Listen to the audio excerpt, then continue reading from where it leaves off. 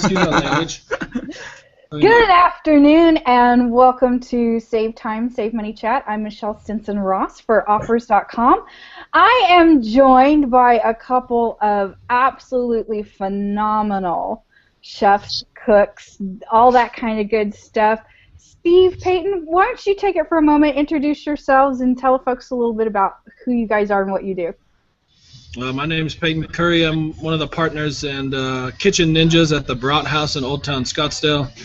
This is Steve Greaser. I kind of follow behind Payton and help make everything nice and super efficient and make the recipes work and just help bang with him.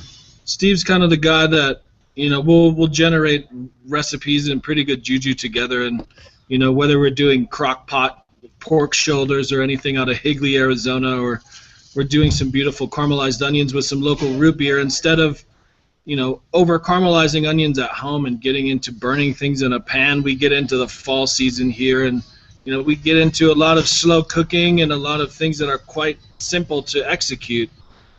Steve makes those things quite simple for everyone, the staff and everyone. So a lot of our recipes, they're 5, 6, 7 ingredients, and it's not rocket science. It's just we call it a scratch and sniff cooking, Awesome. Well, fantastic. The reason I had you guys here as part of our Save Time, Save Money series, I wanted to talk to you guys particularly about the fall cooking season, about those comfort foods that we really crave as the weather starts to cool off. And my first question for you was, right now I'm starting to feel like getting out my crock pot. What are some of your favorite slow cooker recipes? Steve kind of did this great cheese sauce with a local beer.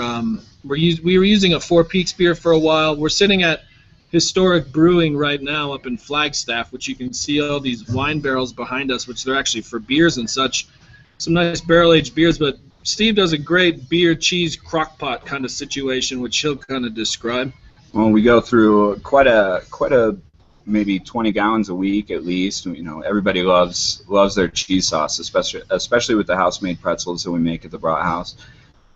It's just basic 4 cheeses, a little bit of milk, and a little bit of butter, and that's about it. And it's fantastic. Phenomenal. Any tips for say the meatier stuff that a lot of people like to cook in their crock pots, whether it's a beef stew or a pot roast? What are some of your insider tips and tricks when it comes to that kind of stuff? Well, I think the finest, we always in the kitchen, we're always after just the tip. We always want to figure that out. And for us, when you get a good tip, you kind of keep that in your back pocket. And something that we've found in the last Durkee hotline years of Thanksgiving is doing turkey stock in a crock pot. So that way you're not doing it on the stovetop and it doesn't scorch. Never forget, as we say, as far as our chicken stock and things like that in the kitchens, because if it over reduces, it's going to scorch and burn. But in a crock pot, you can kind of set it and forget it and let that stock go and then pull out the turkey bones and such. And of course you'll have to strain it and maintain it, as we say, but you can then, get that stock, strain it out of the crock pot, and then start your beans, or you can start your rainbow chard, or you can do your kale, or the best gravy, of course, or gravies and things. Mm-hmm. And for home cooks, a crock pot is a good way to start. It's kind of like the training wheels to an induction oven. You can kind of adjust your speed as you go. You're not going to really scorch it much unless you're not stirring. And another thing that's great in these fall seasons is doing a great kind of cranberry jam.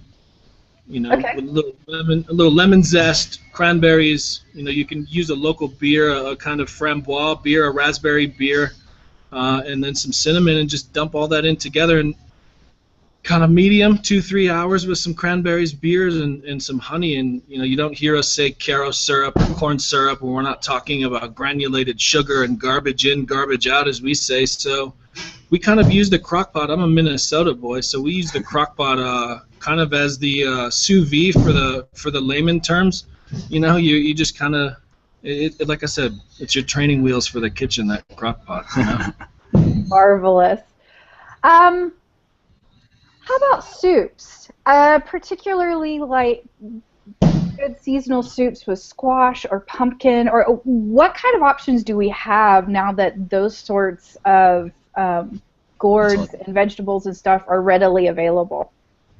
Well, what we always do in the kitchens, we have sauerbraten on the menu at the Brat House during Oktoberfest and the month of October. So we'll do a nice beef short rib, which we'll braise off, and then from that we'll make a Jaeger stew. So we'll use some of those little tidbits from the sauerbraten and also local root vegetables, which we call the dirt candy, and we roast those off in the oven, chop them up, and then we make a stew. But we make our stews and soups to order, which is kind of different because we don't really sell a lot here in the desert because it's 1,040 degrees at night. You can cook eggs in your mouth during the day. It's that hot.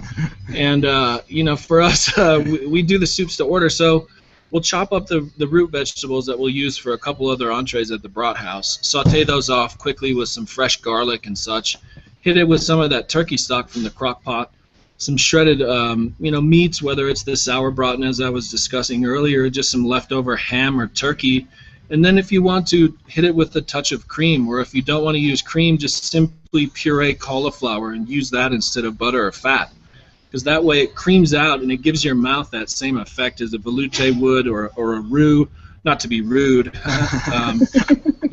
get it that direction. So it's fun to be able to have that crock pot of stock that's warm next to the oven while you're making your gravies or you're deglazing your pans, and it's kind of your secret weapon during the holiday season is that crock pot. I think I said that 14 times in that sentence. We love crock pots. Don't even worry about it. That's good. When you and I talked earlier, Payton, you had mentioned the use of organic foods and vegetables and stuff whenever possible. Right. And a lot of us think, wow, organic, that can get expensive. But one of the things you told me was that when chosen properly, organic can actually save you money. Can you talk to me a little bit about that, how it is that we can spend more on organic produce and yet save money in the long run? Sure. So, not to beat around the bush, but we'll talk about simply beets, and simple root vegetables. But you take the beet, a local organic beet, love, and it's the full beet. You have the bulb on the bottom and then the greens that go through the top. It's $3.50 for a bunch of beets. So it comes with 6 or 8 beets, depending on the size, right? But it comes with a ton of greens. So for people that juice, instead of adding kale and apples to your juice in the morning, use the beets, because a lot of America's sugar comes from beets, just refined and refined and refined to turn it from a red sugar to a white sugar. So what we usually do is we'll chop up those greens and make a soup to order, or we'll make a simple cornbread and saute off those beet tops and use that, or use it in a salad. And then we'll roast the beets and do a beet salad, or use the beets with some fingerling potatoes and a hash in the morning with some corned beef or something like that. So that's another thing with a crock pot. You can cook your beets, with a little bit of apple juice and apple cider vinegar. You throw your beets in there so they're kind of floating a little bit, and you put a lid on there. You turn that on medium or high if you're fancy, and then you can let that go for about 2 hours, and then reduce that liquid to use that for your vinaigrette. So that's kind of fancy too. Oh, very cool. Great tip. You had mentioned the use of cabbage to make sauerkraut. Can you share with everybody what you had told me the other day about making gallons of sauerkraut? Right. So Steve, I pay for his carpal tunnel surgery about twice a year now. If you don't use organic cabbage, which conventional cabbage you get for 54 cents a head, organic cabbage you're paying about $1.40 a head. But with the organic cabbage, you have the proper enzymes and probiotics to start the lactic fermentation that causes the sauerkraut to ferment, right?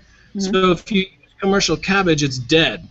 It's kind of like a few past girlfriends, just dead inside and out, So if you use salt and you use kosher salt or iodized salt, this reaction won't happen. And it's not rocket science; it's just plain science. So in order for this fermentation to take place, you need sea salt and you need organic cabbage. And it's burned into all of our heads, 25 pounds organic cabbage shaved to 3/4 cup of sea salt. Use your hands, get out a little bit of the aggression, stuff it in a ceramic pot, put it in your closet, and scare your neighbors with it every once in a while. So we use it for German potato salad. We use it in ravioli fillings. We use it across the board, but that's the nice thing about having recipes that are just based on science. They're consistent, It's like baking, same as baking. So right if you don't on. follow the recipe, you don't get the proper result, right? Sure. Steve, I get the sense that you're there just to kind of keep Payton in line. Am I right? This guy? Oh yeah, For years, actually. I've been, like I said, I'm right behind him, making sure it all makes sense. Yes. He keeps all the brain splatter on paper, or Excel, I should say. Left brain, right brain. That's pretty totally. much how it works. Yes, correct. Excellent. Well, initially, we wanted to have Peyton's wife Chantal on, and I understand she's under the weather and not quite feeling up to this today.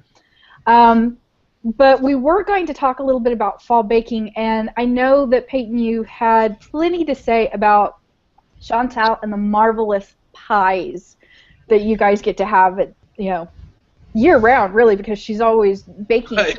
Can you guys give us a few baking tips as well? Are you up for that? The day cake. The day cake? Making the slurry and using less butter and all that. Yeah, we at the Brat House, we make date cake where we use, fresh, organic, local dates, and we actually simmer it in a little bit of stout beer and root beer, and we make a slurry with just a little bit of baking soda. Once that comes to a boil, and we kind of puree it all up, and that really it creates a nice dark sponge cake. But the slurry that we create with the dates just really lifts the whole cake and makes it super airy and just super rich. Excellent cake. I eat it at least once a week. and the nice thing about this slurry is that when it's hot, you leaven it with the eggs, so the eggs actually will cook as it gets hot. So with that baking soda, the eggs, it does have a touch of butter in it, but it's kind of like a sticky toffee pudding without the side of Lipitor you need after eating it. No offense, Lipitor. So it's a nice cake, but again, if the procedures that Steve, of course, sets up, if they aren't followed properly, if that slurry is cold, the cake will not leaven properly, and it'll be super firm, and it's not anything again, as far as rocket science, but it has to be followed, and if it's not, you don't have the right results. Gotcha. Steve, in particular, because I know that you guys are cooking on a scale to serve restaurant customers. I mean, this is grand scale, far larger than what a home cook might be used to. But at the same time, what kind of tips do you have for a home cook in those moments that they do need to cook on a grand scale, whether it's for Thanksgiving or they're baking for like a big, huge fall bake sale right now? Is there anything that a home cook needs to keep in mind when they try to scale up their normal recipes? The main thing is really being prepped up the day before. If you're really doing bigger meals, making sure you have enough of everything, and anything that can be done the day before, cutting vegetables, produce, whatnot, using the crock pot to create your gravies and having them ready and just off to the side. Using an oven on a lower temperature to hold things for longer, and just kind of timing out the things that take longer, getting them started first, and making sure that everything's going by the time that you're ready. That's the main thing. Fantastic. I am double checking. One last thing. I wanted to ask Chantal about pies, but I bet you guys can tell me this. What do home bakers need to know to nail that pie every time? What keeps us from being hit and miss with a really good fall pie? You can replace 1 cup of corn syrup with 3/4 cup of raw honey and 1 egg yolk whisked into that honey while the honey's warm, and then you add that to your slurry for pecan pies, or to do any sort of fruit pound cakes or anything like that. So whenever we see corn syrup and things like that, if we're making hard candies, let's be honest, we're going to use that because that syrup has been genetically modified, one, to make sure the sugar is consistent, and two, to make sure that those sugar molecules are inverted to make sure that they can't shatter and make sure that you're not chewing on sandpaper and it's nice and smooth. So while you're making pies at home, if you see, or whether it's caramels or pies, 1 cup of corn syrup, use 3/4 cup of raw honey warm, and then mix in 1 local egg yolk. We use duck eggs at the restaurant because Steve's fancy. We use duck eggs, not to get off on a tangent, but we use those because they're higher in HDL, so it's a better cholesterol, a better egg for your cholesterol than a chicken egg. But while you see that, what happens is that honey will maintain the sweetness like the corn syrup would, and then the yolk adds a little bit of protein, which mixed in with the sugar makes it a little bit more viscous to make that bind happen. So it's not fancy, it's just real food. It's like the Amish in the Midwest where I'm from, you know? We're just crock-pot heads at the end of the day. Fantastic. Payton, both of you, actually, thank you so much for joining us for a quick moment. I know you guys are busy with a whole bunch of other stuff. Steve, thank you for keeping Payton from bouncing off the walls. I really appreciate you guys doing this. Thanks. Thank you so much. Have a great day. Get a hold of us, okay? Absolutely, I will. Thanks. Have a great weekend. Bye. Bye.